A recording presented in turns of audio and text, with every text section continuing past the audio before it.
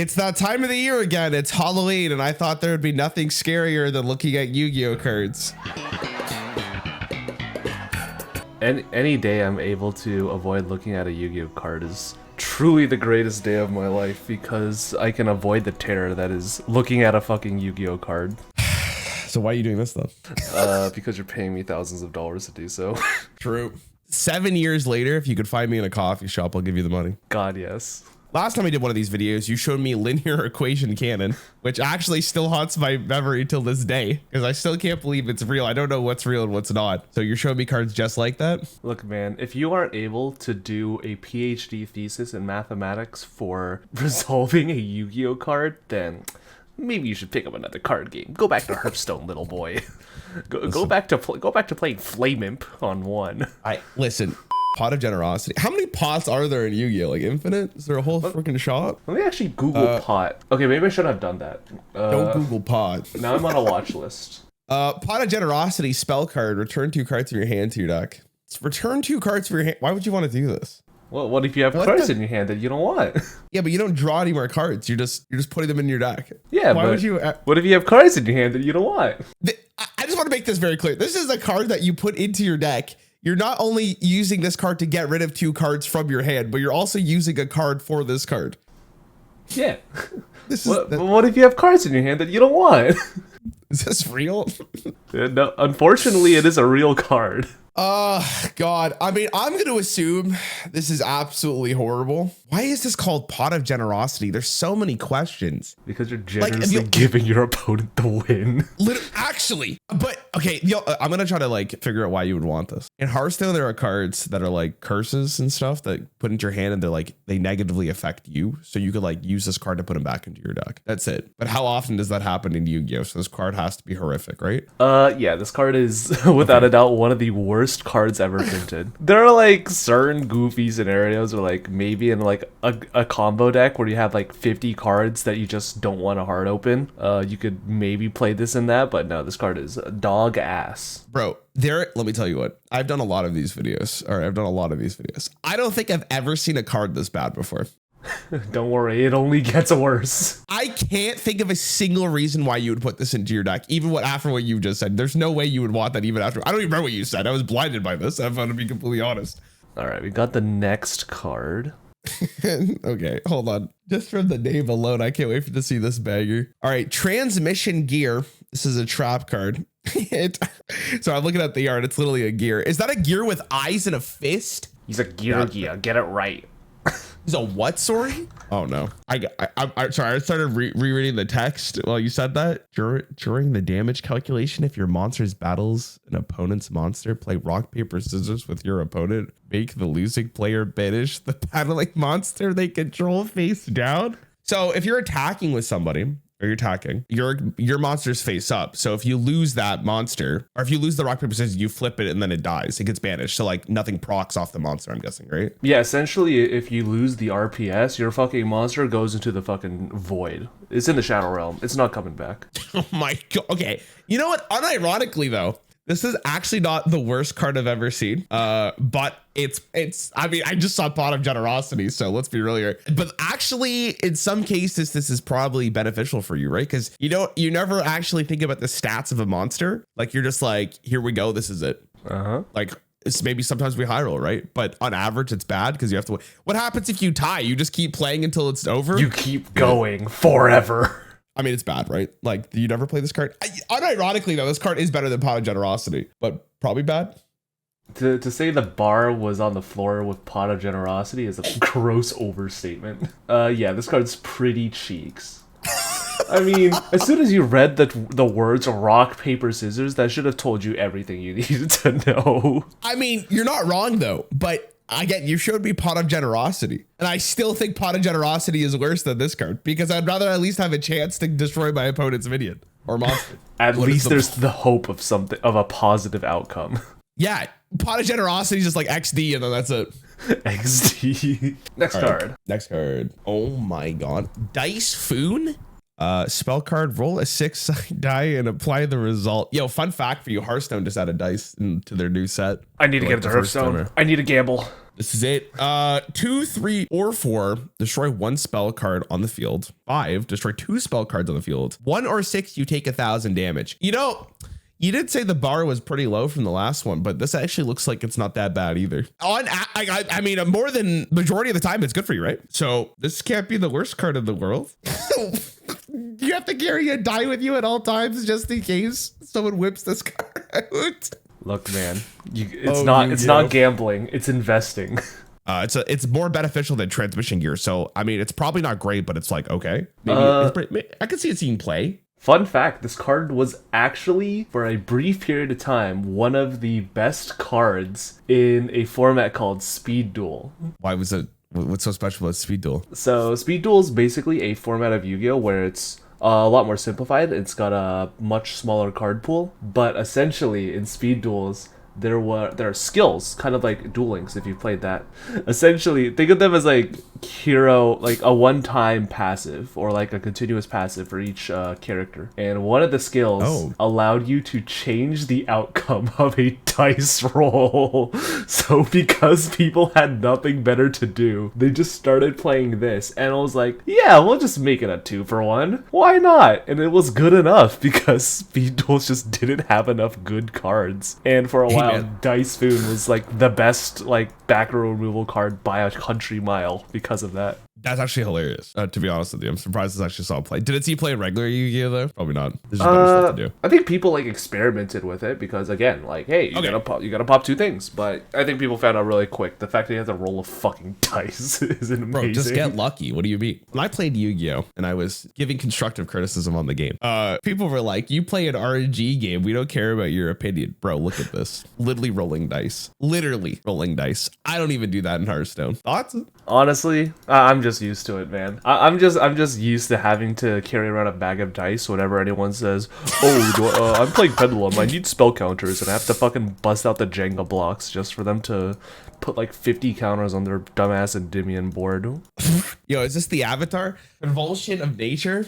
As long as this card remains face up on the field, both players must turn their respective decks upside down and proceed with the current duel. Wait, that's actually kind of sick. The flavor is a huge miss. I don't know why a Convulsion of Nature would cause your deck to go upside down. But does that mean like when you draw a card, you already know what your next card's going to draw because it's face up? Yeah.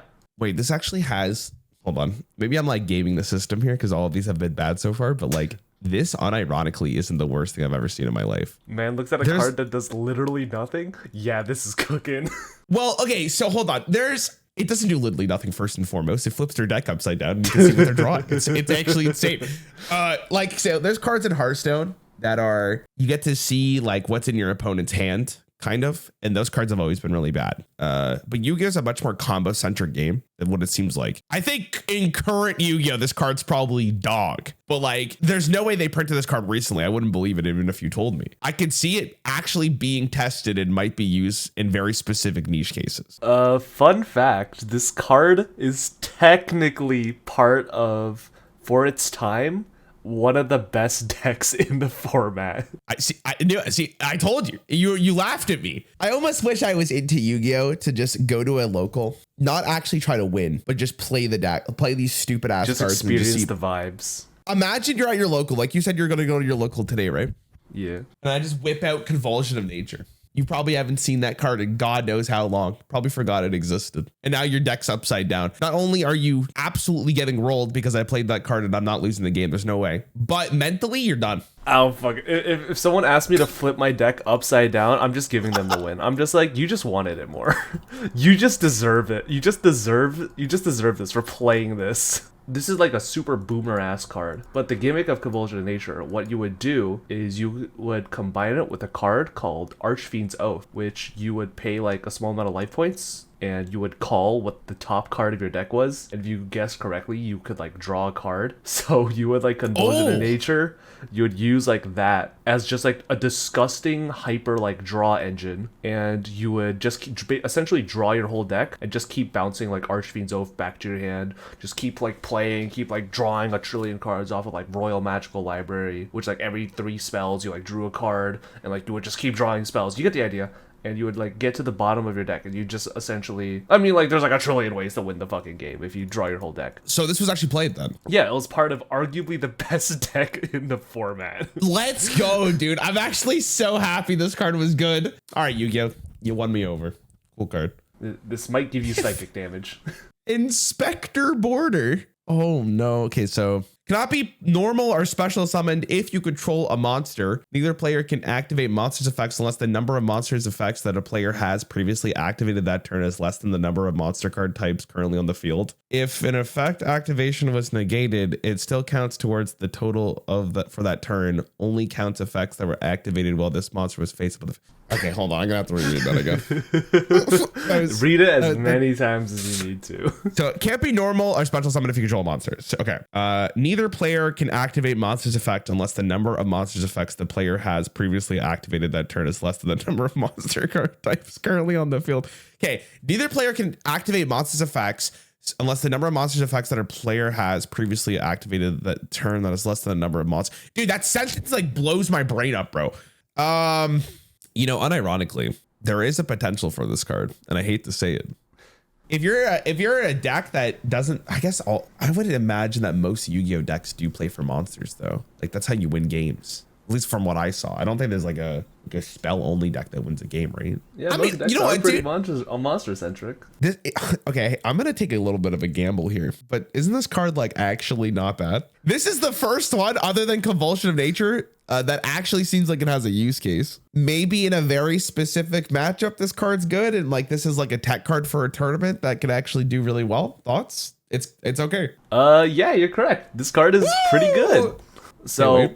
So obviously, this card just basically says your opponent's getting maybe at best like 1 or 2 monster effects a turn, and it's on like a big ass booty, like 2,000. That dude thick. Oh, I didn't read the stats. Yeah, you're right. Yeah, this dude's huge. And usually that's just kind of enough to get you there. So you just play this in like a stun strategy, and honestly, like 90% of the time, that's like just enough to get you there. And it was played really heavily in a deck called True Draco back then. That was a deck that basically didn't really, it mainly just got like 1 or 2 monster effects a turn at best on its own, and it just played with like spells and traps. So you would just like set this guy up, you just like do a bunch of spell and trap shenanigans, and you just be like, all right, have fun with your one effect. Yeah, limiting, so and Yu-Gi-Oh at least, especially because you're gonna die so fast, like limiting what your opponent can do is insane, right? This is a good card. Also, you can just play this on turn 1, right? Like then it's constantly there. Your opponent has to constantly think about it. Slap it down. Your opponent's just like, oh, I guess I'm dealing with this now. Cup of Ace. Oh no, don't tell me you're gonna whip out a deck of cards now, man. Okay, Cup of Ace. Spell card, toss a coin. Heads, draw 2 cards. Tails, your opponent draws 2 cards. You know, it's kind of like Pot of Greed.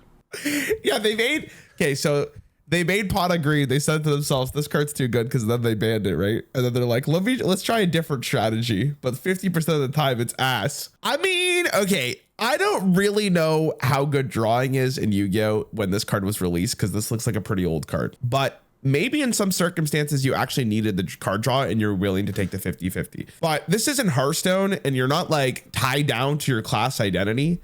And Yu-Gi-Oh! You can just play any card you want, right? As long as it fits your deck. So I seriously doubt a card like this would see play. Unless you tell me there's a card where you could like rig the outcome of a coin flip, then it's actually pretty good. But overall, this card's probably like what, weak? It's better than Pot of Generosity, so it's not the worst thing I've seen. Yeah, this card's fucking dog shit. Okay. There are 2 funny things. One is the idea that, you know, you're fucking tossing a coin. But there was a deck back then called Gishki, and it was basically this dumbass combo deck that essentially just decked your opponent out. Like you would take like a literal 40-minute turn. Okay. Yeah, where you would just mill your opponent out piece by piece by piece, and you would actually play Cup of Ace in it, because like if it was heads, like, you know, you Pot of Greed it, like, you know, you got to continue your combo better.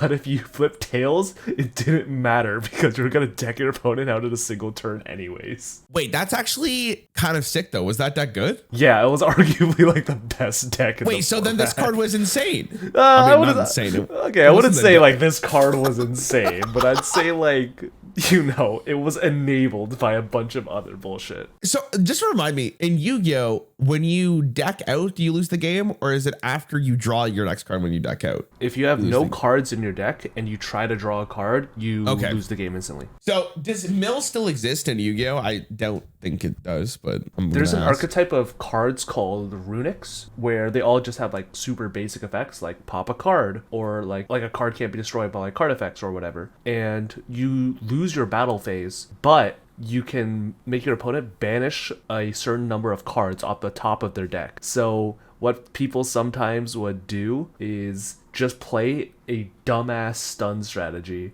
and just deck your opponent out with the runic cards because they can recycle themselves. Ooh, okay, interesting. Yo, playing Cup of Ace and Runic? Hold up. I gotta make a call to my bank. I'm buying out 5,000 copies of Cup of Ace. Relay Soul. Special summon one monster from your hand. While it's face up on your field, you take no damage. When it leaves the field, your opponent wins the duel. Oh my god. Interesting. So, you know what? Okay, unironically, and this is good. I'm gonna actually say this card's actually really good. Here's my thought process behind this. You put this on the field. You don't ever flip it until you absolutely know you're gonna lose the game. So if like your opponent's comboing you out and you know you're gonna die, you just play this card, and then your opponent goes, "Oh shit, I can't kill him now." Because if you're gonna lose the game anyways, like might as well potentially stop your opponent from winning the game, right? Now I don't know if that actually works like that. I don't know why you're laughing. What do you mean? That's insane, right? Hello. This is like what you're explaining to me is like the equivalent of someone saying like, I will just tape a bomb to my chest and detonate it if I'm ever threatened. No. That's not what I'm saying. I'm saying like, even though at first glance you might read this card and go, yeah, that's bad, there is a use case for this card. And if it's a use case, it can't be the worst thing I've ever seen. So I'm going to give it a solid play, but didn't really pan out. Unfortunately, you missed the mark by every single possible target. This card is turbo ass. Dude, come on. No one tried this? How is this? Okay, if you're going to lose the game, wouldn't you rather just have a chance to just not die? No, I'd rather just pick up my cards and smack my opponent in the face for trying to combo on me.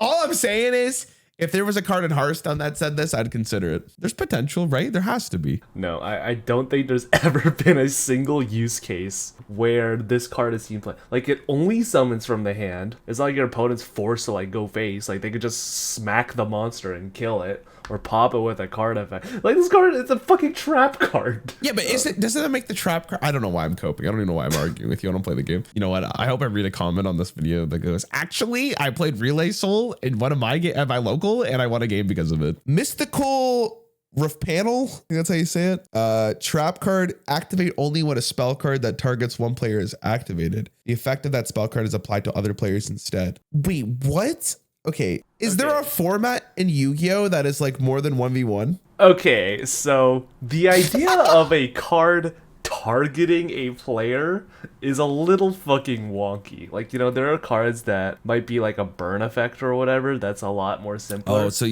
but if you think of a card, your opponent. Yeah, but if you think of a card like Pot of Greed, like that is a card that technically targets a player. Does it make sense? Sure. No, that's it.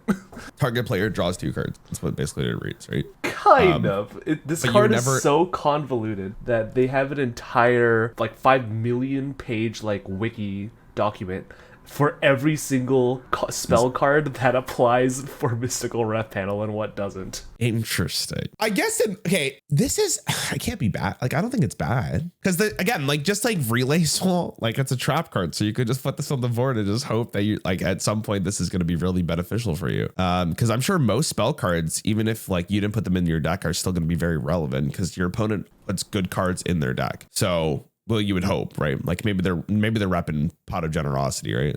I don't know. I think this actually probably was a good card. I don't know why it wouldn't be. It's like Counterspell, but better because you just redirect it to your opponent. Yeah, unfortunately, this card is kind of ass.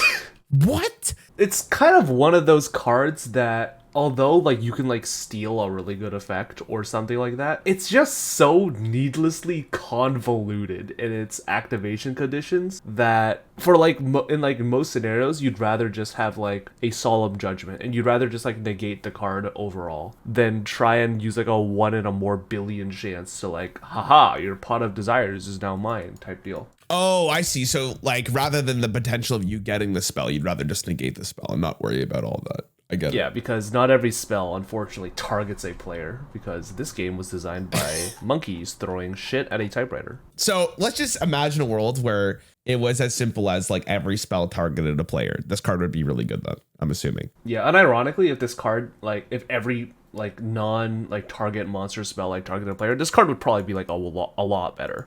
Oh my god. Okay. This is like, I don't know what they're actually called, but I see these sometimes at like sushi restaurants. I don't know. I'm literally Chinese and I don't know what these are called either. Hell yeah, brother. Okay. Nico Main King. What a, okay. 0/0. Can you play a minion with 0 defense? I guess you could, right? Like in Hearthstone, if it has 0 health, it dies. During your opponent's turn, when this card is in your possession, is sent to the during your opponent's turn, sorry. When this card is in your possession, is sent to your graveyard by an opponent's card effect, it becomes the end phase of this turn. What? So the card's in your graveyard and then the turn goes to its end phase, correct? Yeah, this card doesn't become the end phase, right? Like that, what the hell does that mean? Essentially, if your opponent sends this card to the graveyard by any means, like if it's in your deck and it goes to the graveyard, if it's in your hand, it goes to the graveyard, if it's on the field or whatever, the turn immediately essentially ends. Okay, that card's actually really interesting. And from a Hearthstone's perspective, I think that card might actually see play because it'd be really interesting to see how your opponent would interact with the card. Like, so it'd have to be a 0 attack minion, but it's really, really interesting. God, I want to say it's just strictly bad, but again, like there's actually a use case for this too, right? Because there's a bunch of minions that I'm assuming in Yu-Gi-Oh! I keep calling them minions, but there's a bunch of monsters and minions or whatever the hell you want to call them in Yu-Gi-Oh! That probably do like AoE effects or something. Maybe that's wrong actually, because it has 0 defense. I guess like AoE is not really a huge, no, there has to be AoE cards in Yu-Gi-Oh! Right? I'm not trolling here. Yeah, there are like board wipes and etc. Okay, it doesn't even have to take damage; it just has to die. Dude, honestly, I'm gonna code my way through this again because I think this card actually has a use case too. Like a lot of these are very niche, so I don't expect any of these cards to be like insane, but probably playable to be honest. Like in the right deck, like if you're going to a tournament, you know you're expecting like this actually might see play. So like probably playable, not awful. Yeah, you're pretty spot on. This card is playable and like very, very niche scenarios if you know like what you're going to be up against. It's interesting because like linear what is it, linear equation cannon, that card's fucked. Like you were obsessed with that fucking card. That card's wild. Well, like it's interesting because when I asked you to do videos like this, with this video, I asked you to get cards like this. And most of these are really like unique, interesting effects. Some of them are just outright horrible, but it's cool. I will give Yu-Gi-Oh! Credit. Like it's really interesting that they're willing to go to like these really, really extreme niches that like may never actually see play. But in some circumstance, like maybe 10 years later, the Nico Main King might actually see play again. Like that's actually really interesting. Hearthstone is a much more like, we want to build cards that are fun to play with and not awful to play against. Yu-Gi-Oh's like, fuck that logic. Like we're trying all this random shit to see what happens. And I can appreciate it. So essentially, there's a deck that exists called Tier Limit, which tries its best to send as many cards from its own deck to the graveyard because all their cards have like broken graveyard effects. But coincidentally, some of their cards send your opponent's cards from their deck to the graveyard. So people are like, all right, this deck is so oppressive. We're just going to start playing Nico Main King in our decks and just hope our opponent mills it so we could trigger it and end their turn immediately. Oh, that's sick. Did that work? That worked, right? It's solid. Like people did play it. It wasn't that's like awesome. Good 90% of the time, but like sometimes people are like just like, yeah, like you know, I milled Nico Main King and I won the game. I was simply the better player. That's awesome, to be honest. That's probably the coolest card you showed me today. Last card, one last card for the road. Oh my god. Last turn. This card can only be activated during your opponent's turn when your life points are 1,000 or less. Select one monster to your side of the field and send all other cards on the field into their respective owner's hands to their respective graveyards. Wait, what? In the respective owner's hand to the respective graveyards? All the cards on the field in the respect. Okay, sure. Your opponent must then special summon one monster from his or her deck in face-up attack position and attack your selected monster. Any battle damage from this battle is treated as 0. The player whose monster remains alone on the field at the end phase of this turn wins the duel. Any other case results in a draw. Okay, so to summarize this, you pick one monster, every other card is gone, and then there's just a 1v1. It's a Makara in the middle of the board between two monsters. You got that. Is actually amazing. Is this good? I mean, if it didn't have the first sentence, like you can only activate this card when your life points are 1,000 or less, I would actually assume this card might be decent because it's almost the same idea as like the Relay Soul. But honestly, this one's even more batshit. This card, you know what, dude? You know what? What's up? I could see it. I could see it. You can see the vision. I could see it in a very, like, again, if I was very in tune with the metagame and I was like, I'm not going to die from this life total. They need the extra 1,000 burst. I don't know if that's actually going to happen in Yu-Gi-Oh! Because when I played it, it was batshit crazy. You died in a single turn. So I don't know if you could actually play this card, but if it's done in like very specific increments, I think it would be absolutely astounding. But like, if you don't have a monster on the board, you just lose the game, right? Like you can't play this card regardless. No, I guess no, because you have to select a monster on your side. You know, it's bad. I want it to be good though, but it's bad. Don't tell me it was good. Don't end on this and say it was good. I'm gonna tell you right now, this card is literally banned. Wait, was it actually good?